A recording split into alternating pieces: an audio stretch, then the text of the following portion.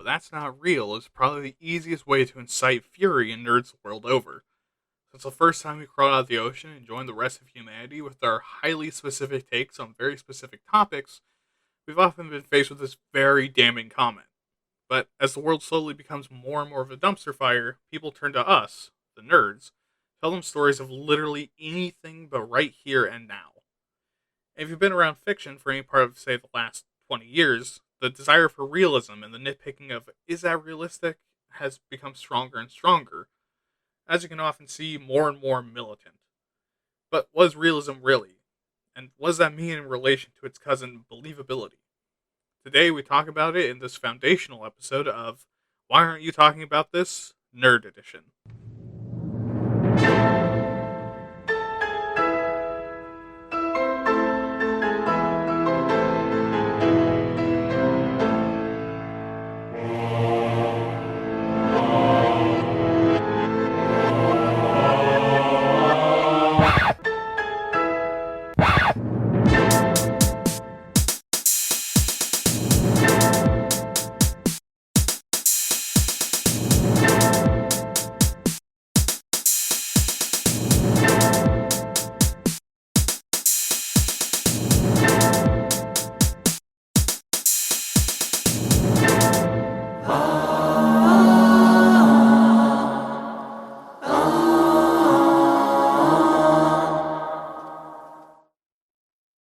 Hello, everyone, and welcome to Why Aren't You Talking About This Nerd, aka WAYTAT Nerd, and I am your host, William.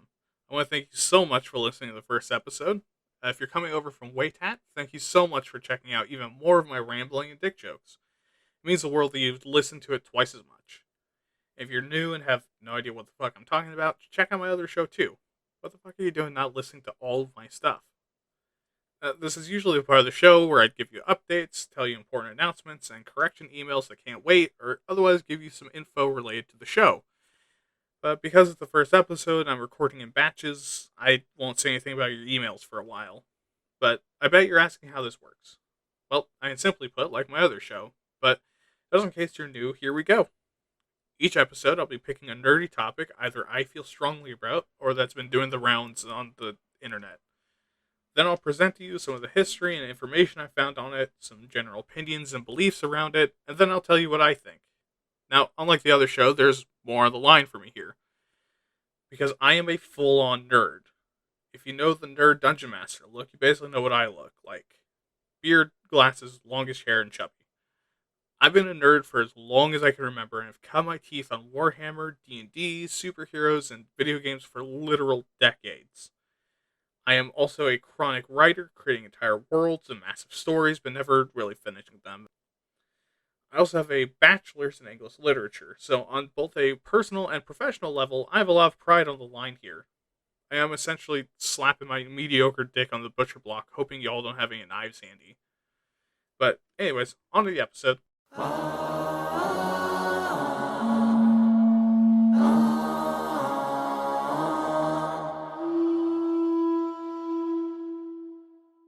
Alright, so this first episode isn't particularly what I would consider the spiciest nerd topic there is. I mean, that's in future episodes. Instead, what I wanted to do is take a moment and establish one of the pillars of this podcast, and really, fiction as a whole. Realism and believability. These two terms get confused a whole lot, and more often than not, also get confused for good. Or even worse, one will get classified as good, while the other gets called bad. So, what are they? Believability, by the dictionary definition, is the quality of being convincing or realistic. But in more literary definition, believability, or verisimilitude if you're kinky, is the trust your audience has that your story is true and that you're both a good and credible narrator of the story. What this means in the wider sense is that your story has an internal consistency, that you're upholding their suspension of disbelief by following the rules. Either the ones you've established or the ones that would be reasonable to exist in a world that you've written. Believability makes a world feel authentic and makes you sound honest and truthful as the narrator because you're willing to bend the narrative to expectations. Now, this is a very, very loose concept, and not just because it's been hallwayed by premarital sex or because no one talks about it, but because literally every story meant to entertain does this. I think about it. When you read something, you're drawn into that reality, right? Well, that's because it's believable. Your brain becomes interested and invested because our little horny monkey brains love to be told things by people we respect and trust. I mean, sometimes by people we don't, like when you listen to my podcast. There are two types of believability, cultural and generic. Cultural believability is that the story makes sense for what we understand as reality. So, for example, if you're American, a modern story without someone being threatened with a gun or their rights as a minority being taken away is inherently unbelievable because it doesn't match our day to day reality. I'm only barely kidding. A more reasonable example would be gravity or someone buying something. Gravity is a fundamental force of nature. We can't imagine a story without it. Buying something is more culturally relevant to Americans and bonus points because how they buy that thing also gives us some world building. As an American viewer of a story, it's hard to relate when there isn't even the through the door smell of commerce. This cultural believability is generally the safest way to go because if you understand who your audience is, it's really fucking easy to draw them in. For example, with Squid Game, while the show is meant for a South Korean audience because of runaway debt and a general feeling of hopelessness, the theme of kill these people for money and throwing a bunch of poor people into a cement box for rich people to twist their nipples to is really, really culturally relevant to Americans. And while it's bonkers that that would ever happen in real life, it was believable because we see a ton of other ways people need to choose a life or money, and the rich fucks watching it happen and come in their Calvin Kleins. This kind of believability is also really hard to write fiction without, because there's almost always going to be things from our real world in fiction. You have an abstract fantasy book? Then why do they have swords, you cuck? Oh, this sci fi doesn't adhere to your daddy's rules? Then why do people walk with their feet instead of teleporting through the 91st layer of Christ's astigmatism to get to the next room? See what I mean? Like, there has to be something believable, even a tiny bit, to have a story you could even fucking write about with the amount of drugs that would kill you. The other type, generic, isn't the Walmart brand believability. Rather, it's the rules the story plays by to fit its genre. As an example, what would break believability of a gritty, dark fantasy setting, to have a hero stand up from getting their cheeks clapped and give a 5 minute monologue about why they won't give up while their almost naked but still combat effective female warrior friend makes surprised faces.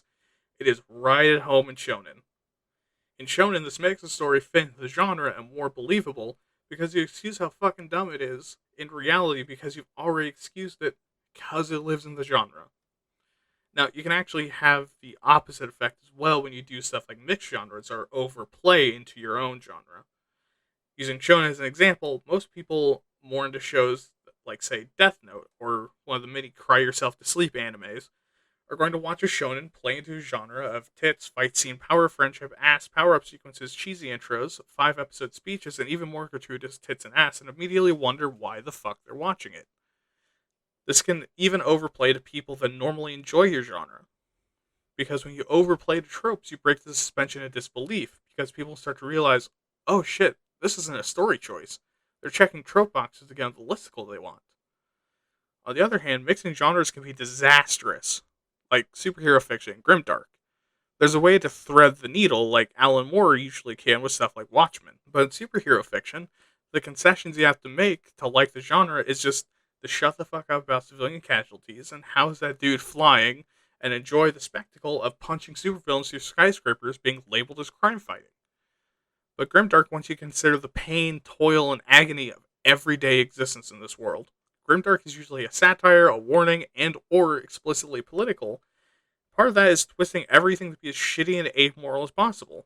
So when you collide that with superhero fiction, where punching can fix social issues and injuries are usually ignored, you can get good stuff. Again, like Watchmen or Super Crooks.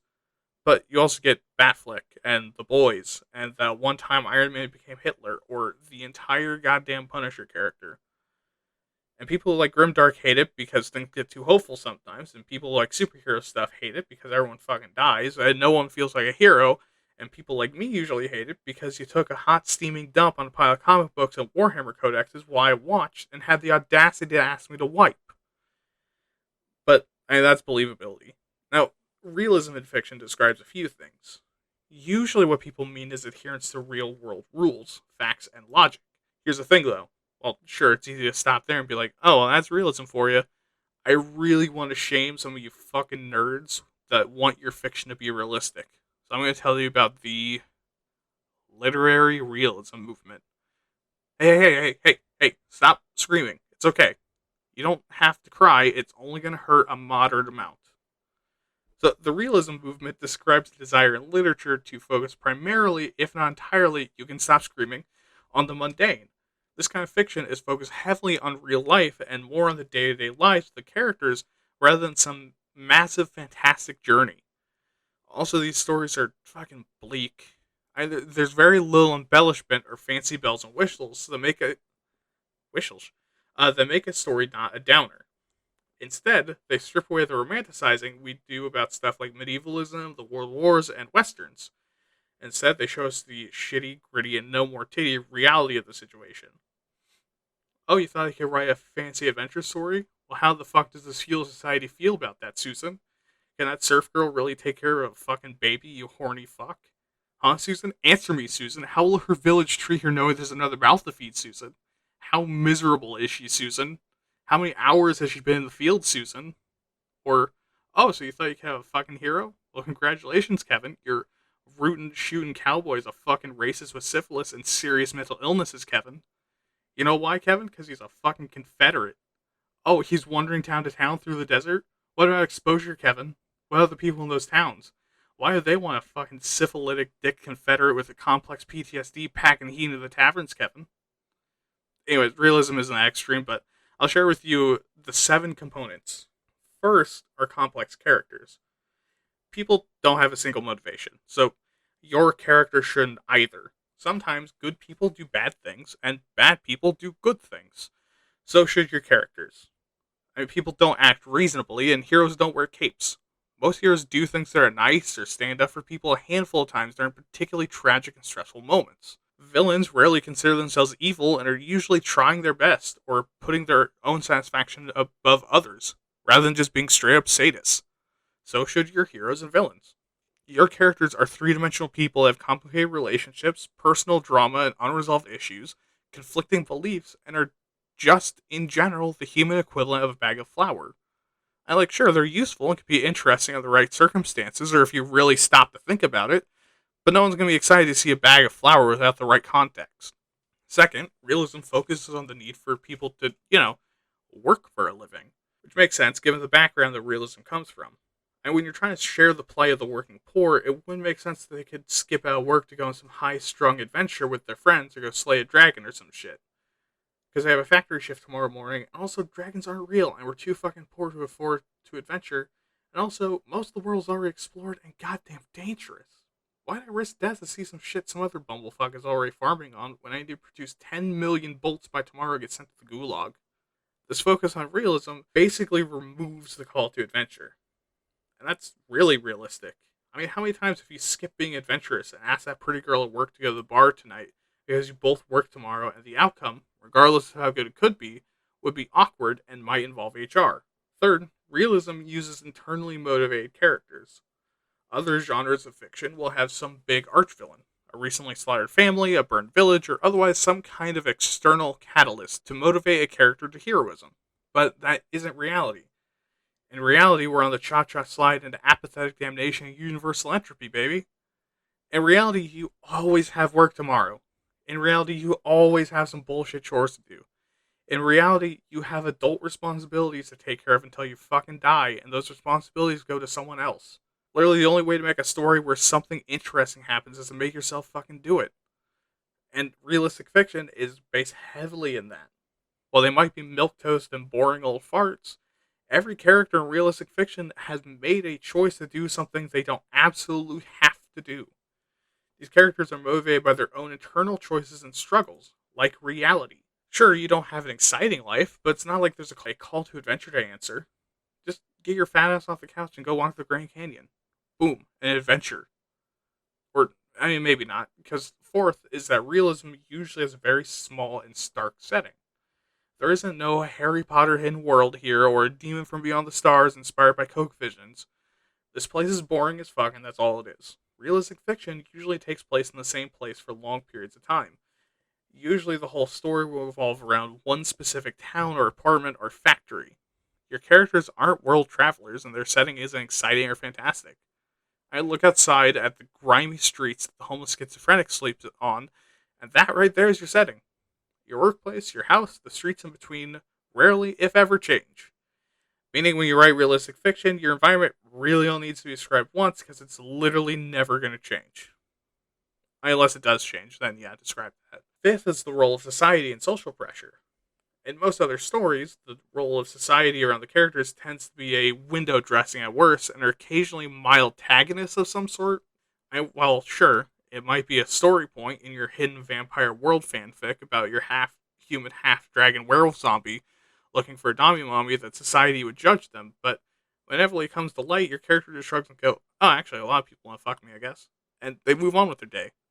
Or you're a bad writer and they turn back time. And yes, that's a call out. Fight me. I fucking dare you, you noodly armed nerd. Anyways, in realistic fiction, society and the pressure from it is a whole ass problem. As in, it'll fuck your entire ass. Sorry, I forgot I wrote that. I surprise myself sometimes. As in, it'll fuck your entire ass. Because humans are social animals in reality, meaning that we care more about how other people think of us than how we think of ourselves. Which means, in turn, that in this genre, most weirdos and oddballs are going to get fucking curbed. So if your hero is one, it's not necessarily about convincing your community to respect you. It's about shaving off those rough edges or accepting yourself where your coworkers smack you in the tail at every opportunity. And in the real world, we call that a moral victory. Sixth is straightforward speech patterns. No weird fantasy writer with a linguistics degree I'm using less than my literature degree writing in dubiously accurate medieval English. And no, William Shakespeare or Romantic writers writing in quadruple meanings you need a bachelor's degree and a cipher to understand. People just say the words they normally do. For example, instead of saying, "Oh Romeo, Romeo, wherefore art thou Romeo?" it would be, "Romeo, get your dick up here in my bedroom."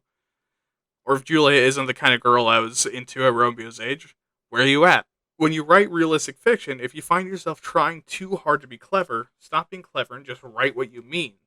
Because that's how people talk. And finally is an accurate depiction of human behavior and personalities.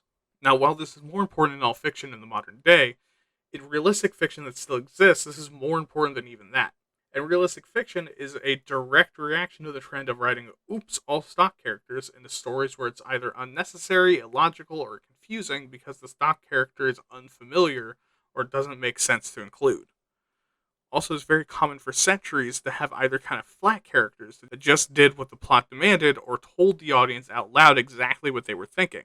And to pick on Shakespeare again, pour one out for the homie, it's not very realistic that when your friend dies to launch into a soliloquy. Sure, for the time, this was a storytelling convention, especially for plays, but that isn't realistic. Realistically, if your friend was killed in a duel because you wanted to fuck another high schooler with the rich, overprotective dad, you feel pretty fucking terrible and might reasonably silently seek vengeance instead of seeking therapy, or turn into a ball of tears and self-hatred instead of turning into the driveway of a therapist's office. Go get therapy, you clowns.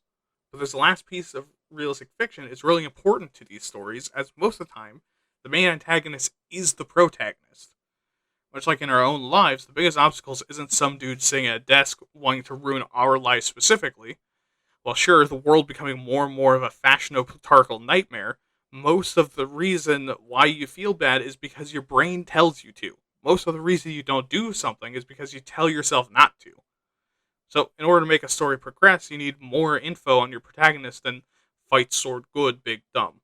Okay, but now that I have that covered, why? Why did I just take however long that was to stunt on you like I beat your favorite video game first try? Because, like when your sister pegged my butt, I was making a point. That point being that realism as we think of it today and what it once was aren't the same thing. Realistic fiction is harder to find these days because it's out of style. What's increasingly in style is whining that the motherfucking Avengers isn't very realistic. And that's very frustrating because there's a whole ass genre about very realistic stories that seemingly no one wants to read, despite the insistence by the 0.005% of the population of Earth that feels bent on personally rug burning my penis to say every story should be realistic. I'll cover more of my gripes and issues later, but for now we're moving on to history.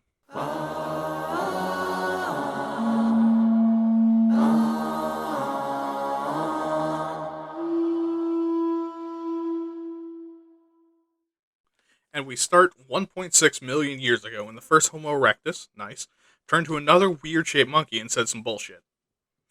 No, we aren't starting that far back. That would be fucking stupid. Not because I think the evolution of human storytelling is dumb or boring, but because this is a fucking podcast, not my thesis for a PhD in literature, which is where they're holding the jobs we were promised, or so I'm told. Instead, it's because storytelling is literally a part of being human, and every single story to ever exist has some amount of what's essentially the core reason why we find stories interesting. So instead, we're going to talk primarily about the history of realistic fiction. But I did first want to demonstrate just how fucking geriatric verisimilitude is. During the lifetimes of Plato and Aristotle, both discussed the form of verisimilitude and the form of mimesis. Greek words, in the form of mimesis,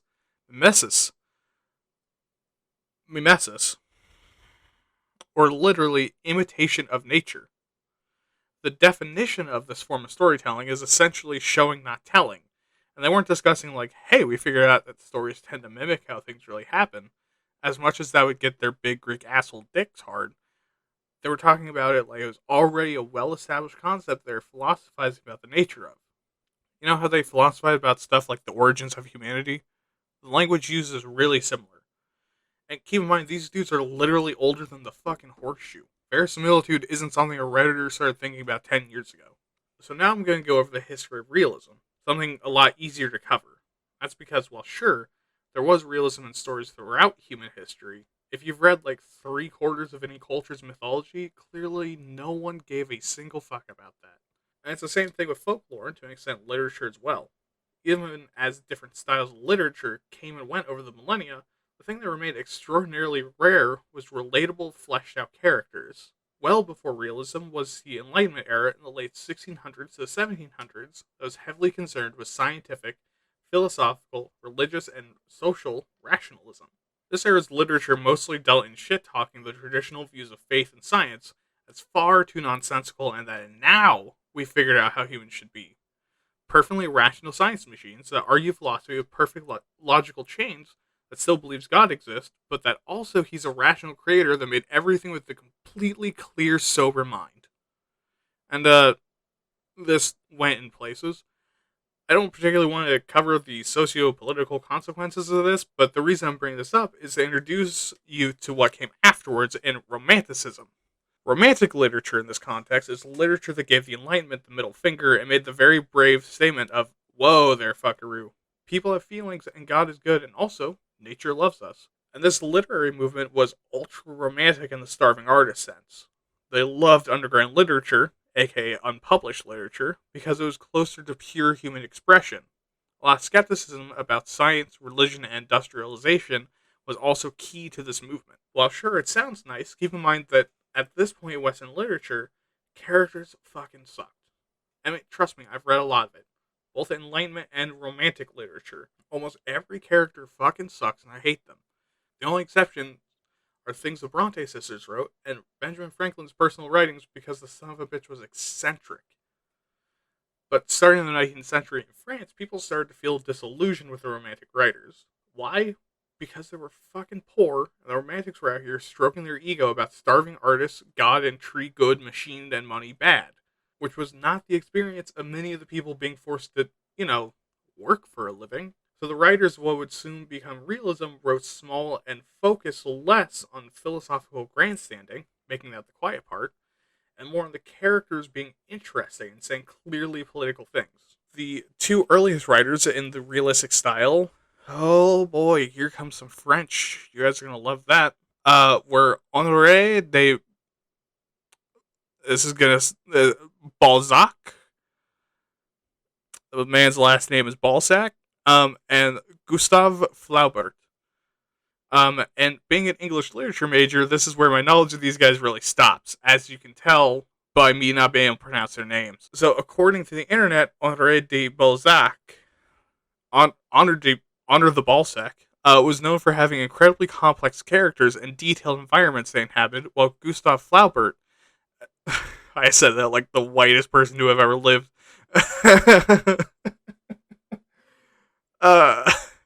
established a narrative style of realism which hasn't changed since. These guys are a huge deal in any literature whose history doesn't include the massive hate boner for the French, which did not include America. America adopted realism in around the 1830s as it was becoming popular in France. And it became popular because America was and always has been a deeply political country, and already people were getting fucking exhausted by the Industrial Revolution and agrarianism. So the combination of explicitly political writing coming from characters that were farmers, miners, factory workers, and other hard labor jobs was very popular. The first adopter in America was William Dean Howells, who would go on to write The Rise of Silas Lapham, by far his most famous piece of writing, and during his entire career would critically support other writers like Mark Twain and Henry James. Speaking of Twain, he was actually the most popular realist author in America and still regarded as a titan in the genre. In 1884, with the book Adventures of Huckleberry Finn, he was the first American author to accurately portray the language usage and style of the area. Then in 1895, Stephen Crane's Red Badge of Courage inspired others to write about their own Civil War experiences. Now, before telling you about the other side of the pond, here's some more American realists. John Steinbeck, Upton Sinclair, Jack London, and Edith Wharton. Now, if you aren't a literary or a history nerd, those names probably don't mean a whole lot to you, but if you're either one of those, you're creaming your fucking jeans right now. But sadly, regardless of how hard England tugged that hate boner, France came first and shot a load of realism all over UK's belly. I'm not going to cut that, but that's audio I don't want coming back later. You understand me? We're not going to talk about this ever again. Not one to be beaten, however, England retroactively called Daniel Defoe, writer of Robinson Crusoe, and Samuel Richardson, writer of Virtue Rewarded, realists, which would have started the movement in the early 1700s. But in the actual realism movement, the first of the adopters to be truly called a British realist was George Eliot in 1871, with the novel Middlemarch, a study of provincial life. Now, like in America, this movement fucking popped off. British public, with a developing middle class caused by factory labor and other industrial revolution mistakes, more and more people became interested in realism, both to read someone going through their same experiences, but also as a pathway to write about their own lives and experiences. And now here's a trio of notable British realists: George Gissing, Arnold Bennett, and George Moore. Again, the lit nerds just came in their freshly changed pants. Unfortunately for you realist fans, by the mid-20th century, everyone started getting real tired of realism and it kind of fizzled out. Now, this might have been helped along by America's hate boner for communism in the same time period, since communists and socialists loved writing realistic fiction more than hentai artists like drawing ahegao. But, like ahegao is the hentai, our enjoyment of literature today wouldn't be the same without realism. A lot of what we covered earlier about its core traits and tenets is seen reflected in fiction today. It's hard to find unrealistic characters nowadays, and when we do see them, we're pissed. Now, here's the reason why I went into this particular aspect of the history of realism rather than tell you about the modern movement. Because I cannot find shit. Every search term leads back to the realistic literature movement, and not really what we're talking about today. Are these things related? Yeah. Does the internet want to tell me why they give such a shit about this historically?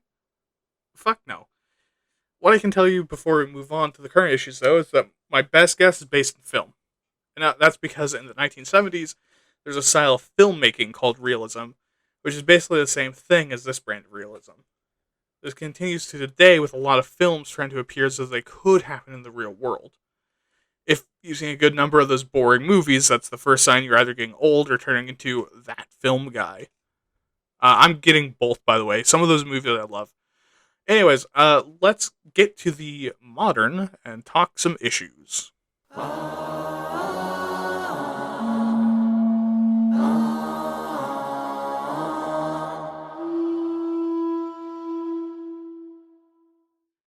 Okay, so the current status of believability and realism in modern writing is really intertwined, and that's because of the first issue with these two things. People don't know what the fuck they actually mean. When someone says realistic, they don't mean literally anything we've been talking about. They mean believable. And a lot of times when people say realistic, when they mean good or relatable. And I know this sounds really pedantic and like I'm being that guy, but here's why this is an issue. In most fantasy settings, there's this pressure to be realistic. And as someone who loves the medieval period in fantasy, it's completely cool when fantasy looks realistic and follows realistic combat tactics. And most people, I mean, like Shadverse and Schologrim, who I adore, are very good at separating being pedantic from ignoring the rules of a story. But when we take that out of combat, we start getting really, really weird about it. Now, if you run in certain communities or actively witness people react to them, the first two things people think about for some fucking reason is sexual abuse and racism. Do you know how many fantasy novels I have read where a motherfucking witch summons demons from hell using nothing but a few dirty words and crusty tea milk to fight a hero wielding a sword as big as Rhode Island, and the thing people have a problem with is that he's black in a Euro-inspired location and his female friend isn't being sexually assaulted in the background? Do you know how tiring it is to see these kinds of complaints over and over again? Because guess what, fuckos? The medieval period wasn't just one long time frame of rampant murder, rape, and hating black people. That's right fucking now. That's the late industrial era. We are in the late industrial era. But the truth doesn't matter. It feels realistic to these people, and so they want it in their story. But really what they mean is that in their fucking sick worldview, they wouldn't be surprised to see sexual assault and racism in a story taking place in a world that doesn't exist. I know that's an extreme example, but I hope it gets the point across. If you confuse realism and believability, or begin to assume realism with a story that's good, what happens is that you start to substitute what you find believable as realistic, aka what you think should happen as actual reality. And look, I see some of you rolling your eyes, turn off your camera by the way, but I've seen this happen so many times, and so have many others.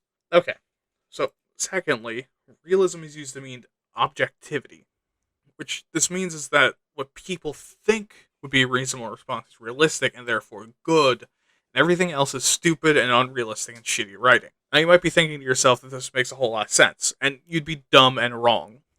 And sometimes. Usually this is vaguely accurate, like when someone in a story shouts about being out of ammunition and then, without reloading, fires their weapon again, or they're told they have 6 shots and so they fire 37 just to surprise the audience. That's bad writing and deeply unrealistic. This becomes a problem when it applies to people. Say a character goes through traumatic breakups, they go out and fuck like 30 people and fall asleep on their best friend's couch while eating garlic bread. I mean, clearly they've been through some shit, but let's say you've never done that before. I mean, by your own reality, that's never happened. So, is it realistic for you?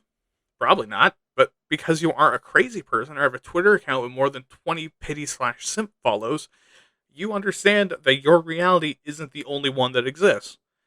However, when people who think realistic behavior means the objectively right behavior, what they do, suddenly the garlic-fueled grief orgy, GFGO if you get it, isn't just unrealistic, it's also bad writing, and also no one's ever done that because they wouldn't have.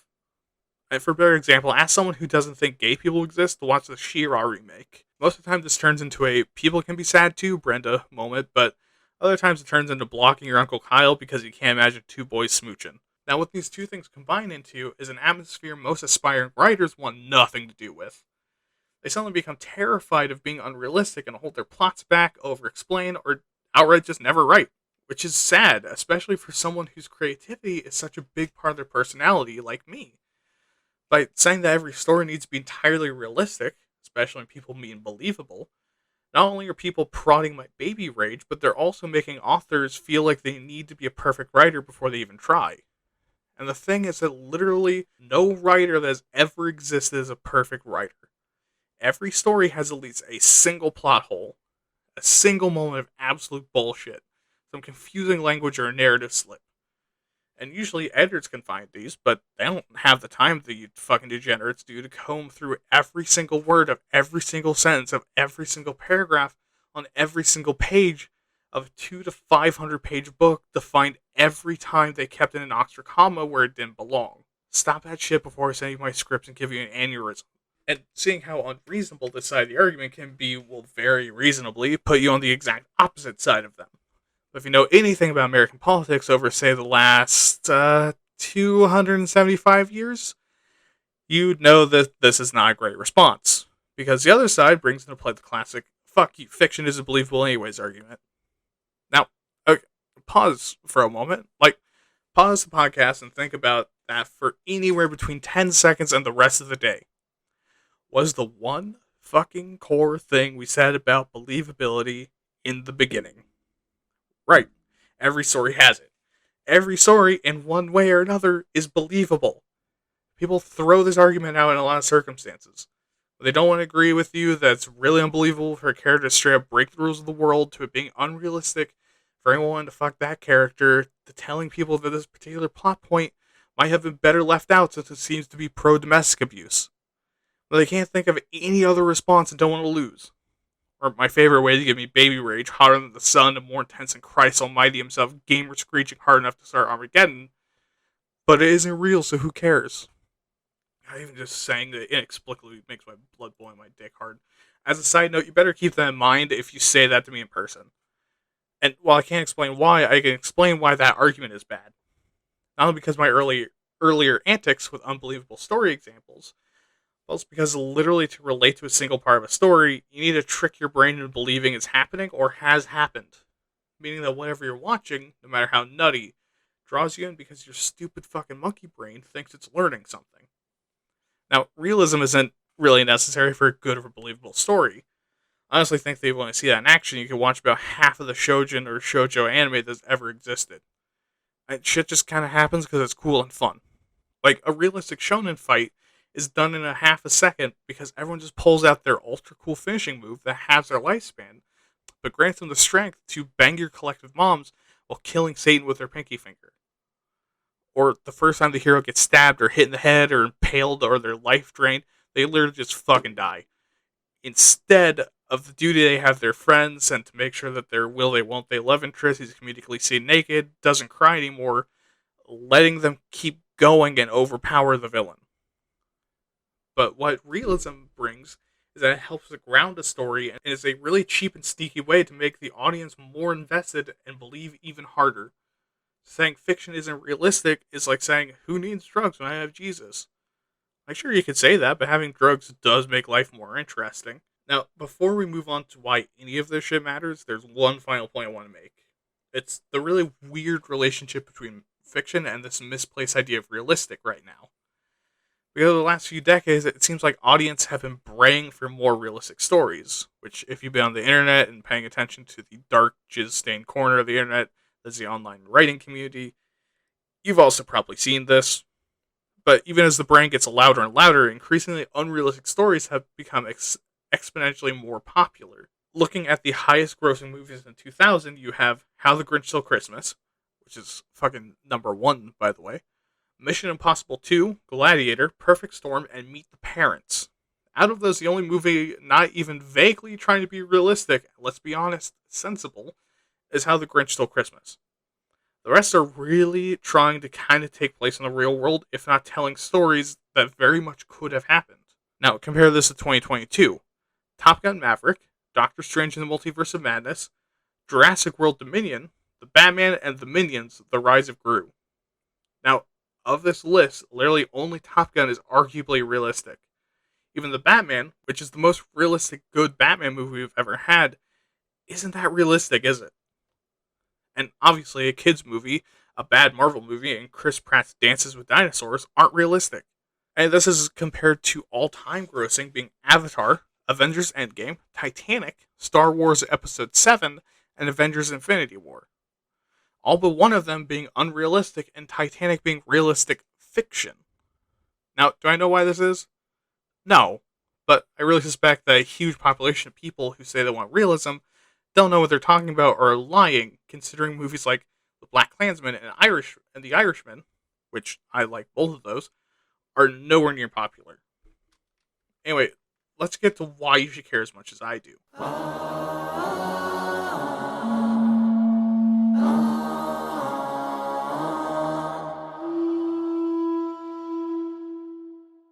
By now, you've probably already had a pretty firm idea of why these concepts are important.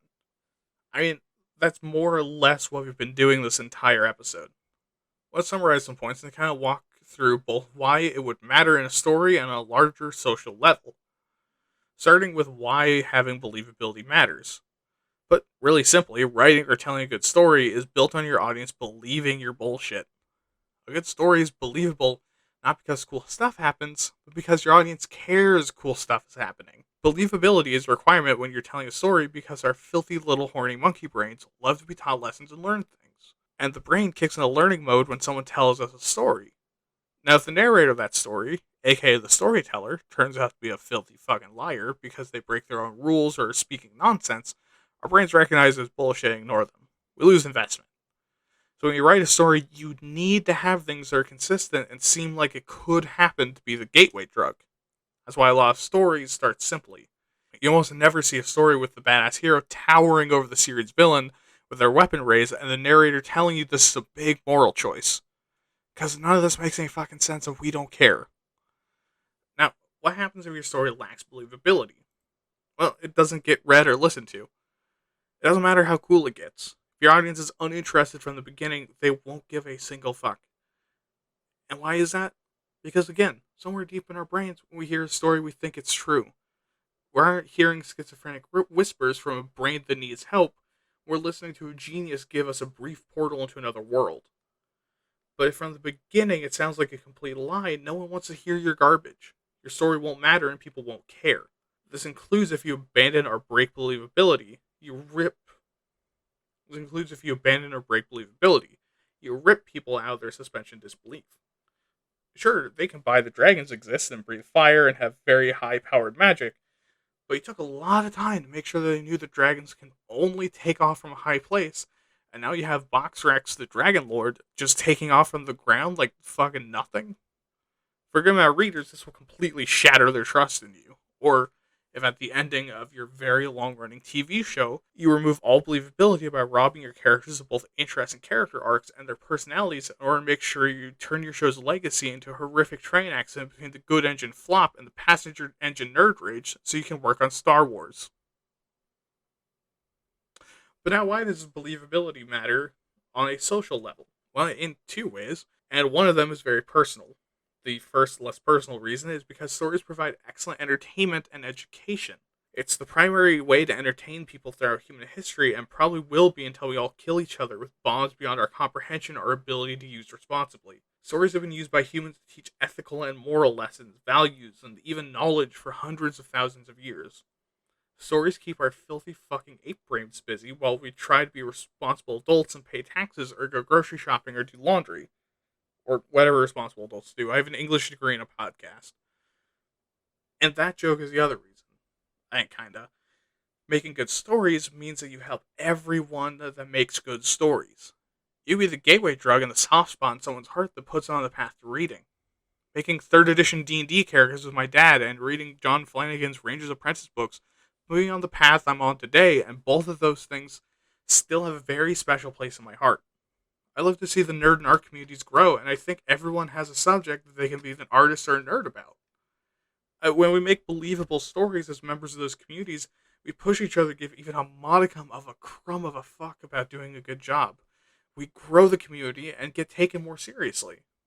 But, that's more for the soapbox section. Now for the big bad boy of this arc, realism. I've talked mostly literary realism today because when you get real close to it, realism describes itself. It's the practice of writing things that are real into your story. So why does realism matter? Because it's probably the best and easiest tool you have in your entire writing toolbox next to your horniness and desire for sweet, sweet death. Realism isn't just this happened during World War II. It's stuff like metallurgy, biology, injuries, and nature.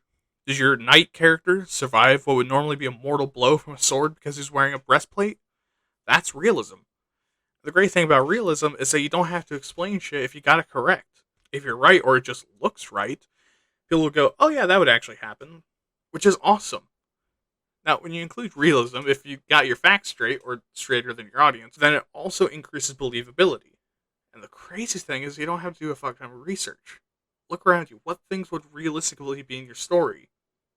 Boom, include it and people begin to relate. It's a great tool. Now, for when you don't include anything realistic, and if you choose to do this, you're very clearly into BDSM and are a super bottom that likes pain because there's no other reason to artistically edge yourself like this.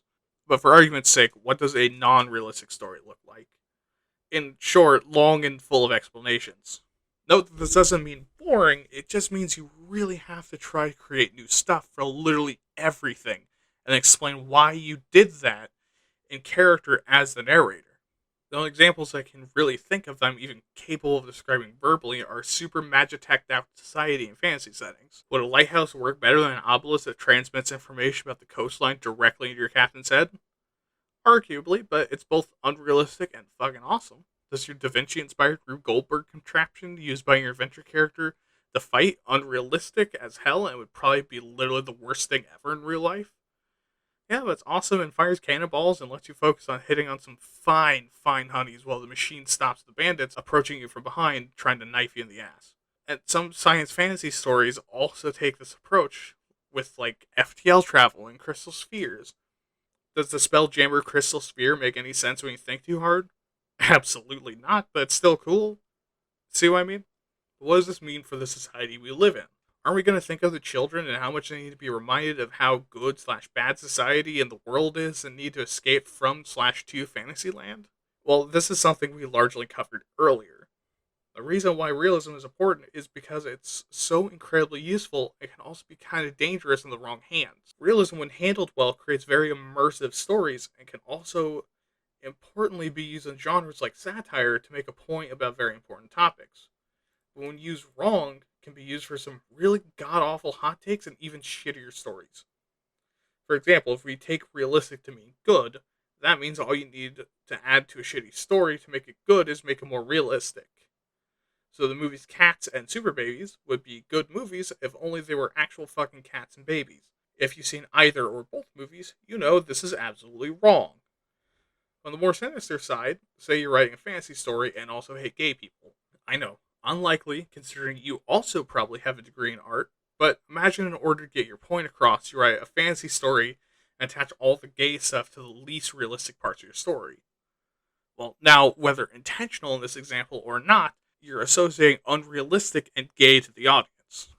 And sure, most of the time this is due to sloppy writing, but a lot of people write like this intentionally, associating the people they don't like with the unrealistic parts of their story that otherwise contains plenty of realism makes the insinuation that those people are also either unrealistic or don't exist. Which might explain why a lot of fantasy shows meant to display or appeal to gay people go light on the realism. Really, with both of these concepts, what they mean in your story and the world at large is the core of writing fiction. Sure, you're writing your silly little book about these funny little elves or space wizards, but you're injecting yourself into it in both the dirtiest, sexiest way possible and morally and ethically. Because we as humans learn better from stories, you'll have an impact on the people that absorb your content. So you have a responsibility as a writer to ensure that you truly mean what you say and you aren't creating carelessly or out of pure spite. And another core of being a writer is making your own world. Very rarely do writers, even writing in pre-established universes, not shake up the status quo. How believable and realistically you approach your story will heavily influence both the reception of the story and what kind of story it is in the first place. To not ask those questions before you start writing is being kind of dumb about this. But before I scare you out of writing, let's transition it over to how to apply this.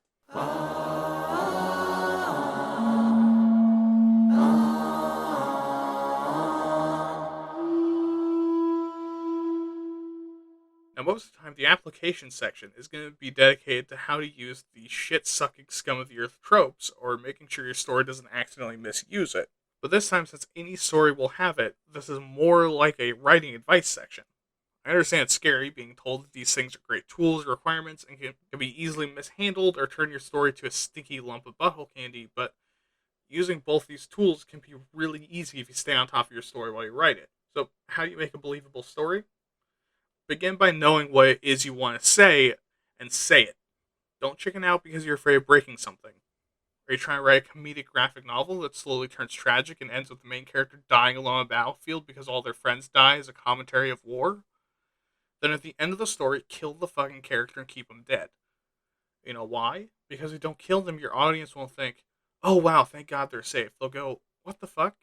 You let fucking Kyle live while the cute nerdy lesbian that's totally my wife who got her fucking spine turned to wet spaghetti?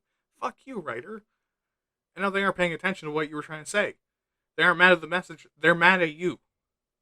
Secondly, you need to keep the rules of your world straight, which means once you've written a rule and your audience knows about it, it's set in stone. That is a hard and fast rule of reality in your world. Is the maximum level of a spell 12?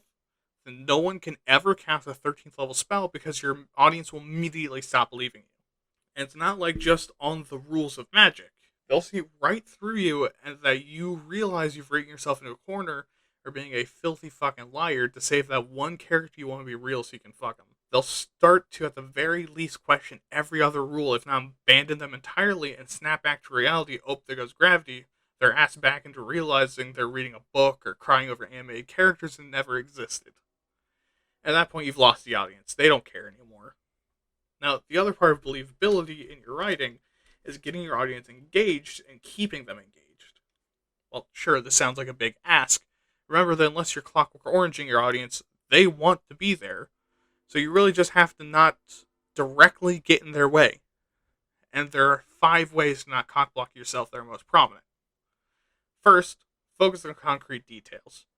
This doesn't mean tell the reader the exact dimensions of every piece of furniture in the room, but it does mean to tell them that it's made of oak wood or that it looks like soft chocolate. Describe where the characters are and who they are, without going into dry author speak of plainly describing them by eye color and hair and stuff.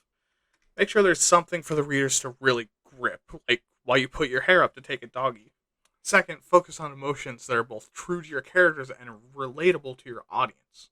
Now, this does mean that you have to understand the audience you're going for. If you're going for the classic sad young adult audience, make one or some of the characters disillusioned and sad, because for young adults, it's not only relatable but believable that someone their age is sad. Or are you making a show for young teen boys? To make a show and protagonist that only thinks about food, fighting, and fucking titties. When a character has an emotional moment, stay true to who they are as a person. Like, if you create a character that's a sunny disposition, and they're suddenly an asshole for literally no reason, and no one in the story ever questions it, that's bad writing. But that character has just gotten jackhammer pounded by life gorilla penis, and they're teary-eyed but optimistic, this might not be your reader's experience, but they'll accept that because you spent so long reinforcing that this character is a happy person. Also, by the way, as an excellent gut punch moment. Third, incorporate your weird shit in with some normal shit at the same time. This basically lets your audience ease into it. This is the same thing we talked about earlier with not dropping your audience into the big emotional moment before the main character and main villain and expect them to be emotional about it. You have to start with some believable things that people expect for the kind of story you're writing, and then gradually introduce them to some weird concepts. An example of this is the Noble Dead saga, one of my favorite fantasy series. At the beginning of the first book, you aren't thrown into this massive cosmic scale plot about the end times and undead controlling the earth before being consumed by a tropic star god.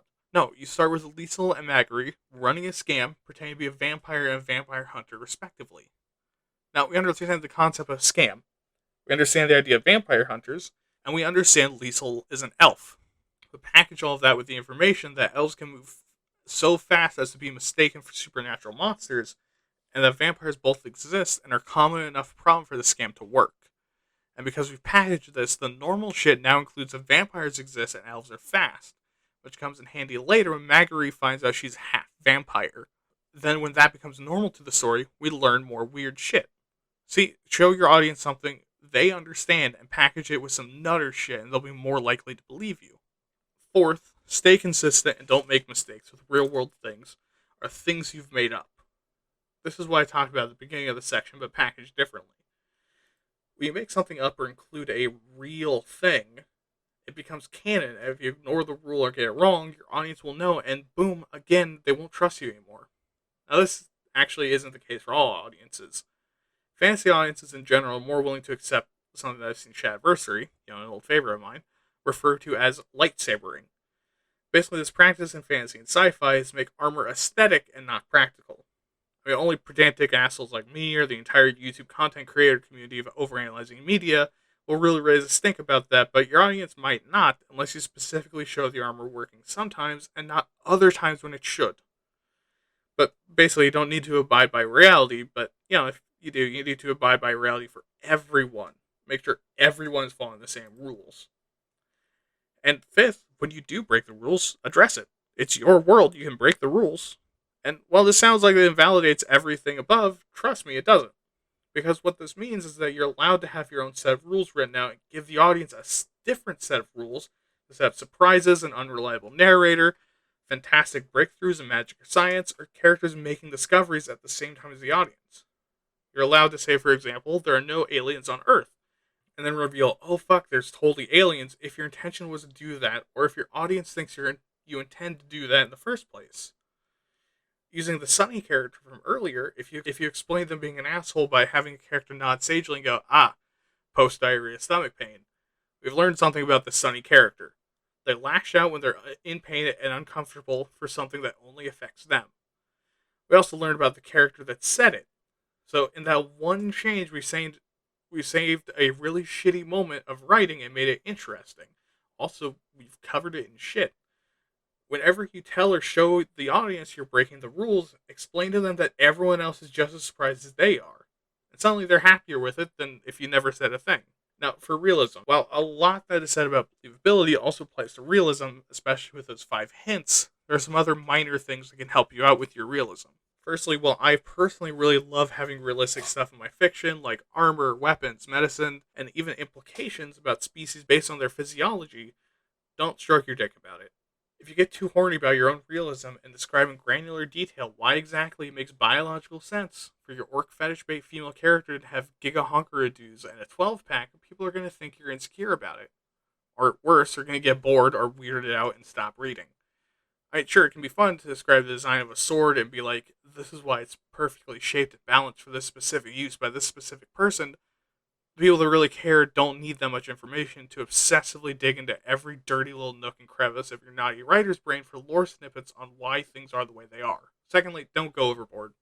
This is fiction for a reason, and if you bait an audience with a fantasy adventure romp and then show them literally just a dude farming for 400 pages, people will hate it no matter how realistic it is.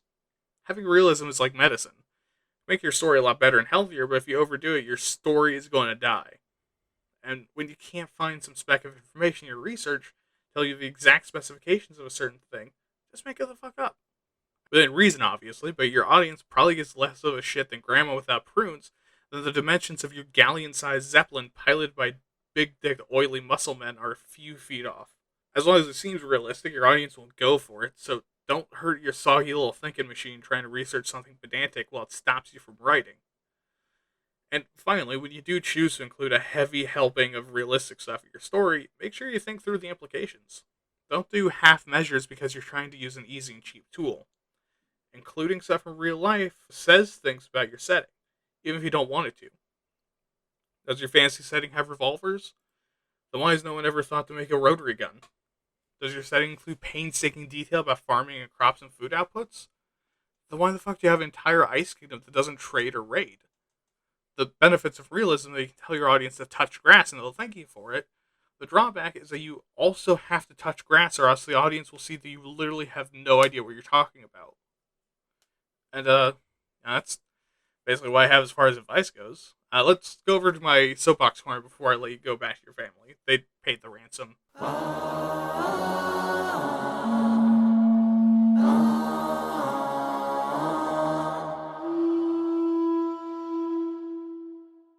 I'm kidding, they didn't. Anyways, after doing all this research and all this talking, has my opinion about this really changed? Yes and no. I used to fall into that trap that believability and realism were kind of the same thing and that you could use them interchangeably. That realistic story was a good one.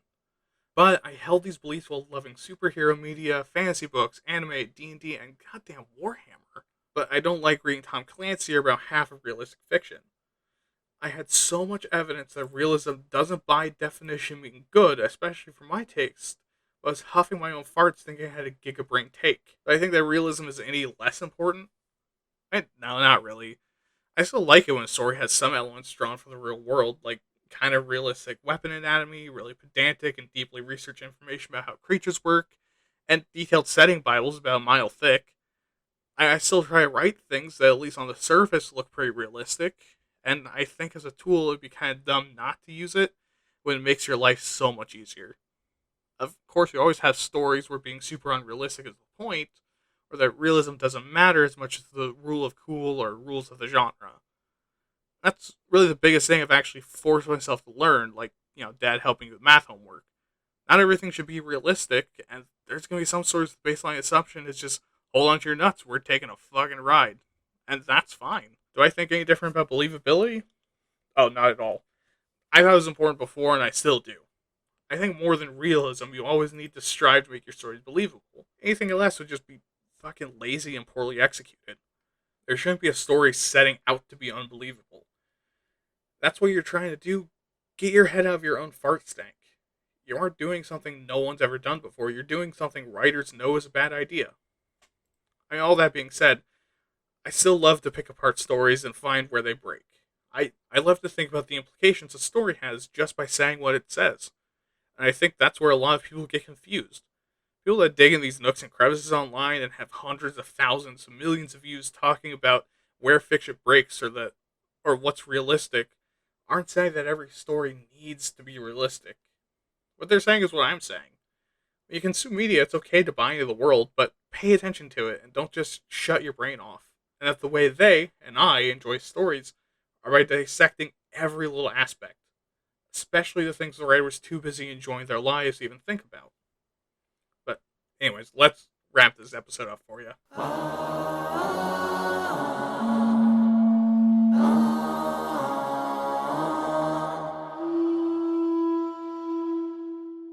All right, and there you have it, folks. I know I didn't exactly get as angry on this episode like I promise I will in future episodes, but I want to have this in place as a hardcore own on people complaining I'm too pedantic and care too much during future episodes. Half kidding. Don't forget to subscribe to this podcast feed, like it, leave a review, whatever else it is you can do on your platform of choice. Send me an email at waytatpods@gmail.com. That's WAYTATPODS. With questions, concerns, opinions, words of encouragement, words of discouragement, not really, I'll find you. Topic suggestions, offerings to your new god, Dami Mommy applications, actually, and anything else you want to talk about. Remember to check out my other podcast, WAYTAT, where I talk about terrible things happening in real life and get very, very angry pretty often. Also, my mom tells me I'm funnier on that one. All right, have a good night, have fun, keep writing, and remember, keep it realish. This has been Why Are You Talking About This Nerd Edition. I've been your host, William. Good night.